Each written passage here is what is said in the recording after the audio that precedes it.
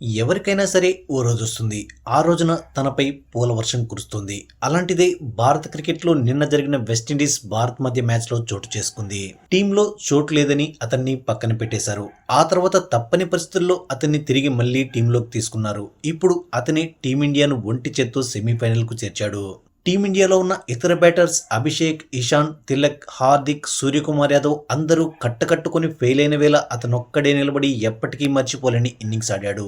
ఈరోజు సంజు శాంసన్ ఆడింది ఆషామాషీ ఇన్నింగ్స్ కాదు. తన కెరీర్‌లో ఎప్పటికీ గుర్తుండిపోయే ఒక ఇన్నింగ్స్. ఈ ఇన్నింగ్స్‌ను యావత్ క్రికెట్ ప్రపంచం చానా ఏళ్లు గుర్తుంచుకుంటుంది. క్వార్టర్ ఫైనల్ లాంటి సూపర్ హిట్ 4లో సంజు శాంసన్ చివరి వరకు క్రీజ్లో నిలబడి 97 రన్స్‌తో నాటౌట్‌గా నిలిచాడు. చివరి ఓవర్లో వరుసగా 6 ఇంకా 4 కొట్టి టీమిండియా విజయాన్ని కన్ఫర్మ్ చేశాడు. దాంతో తనదైన స్టైల్‌లో సెలబ్రేట్ చేసుకున్నాడు. అనంతరం పెవిలియన్ వైపు నడుస్తున్న సంజుకి టీమిండియా కెప్టెన్ సూర్య టోపీ తీసి తల వంచి గౌరవ వందనం చేశాడు. ప్రస్తుతం ఈ వీడియో నెట్టింట వైరల్‌గా మారింది.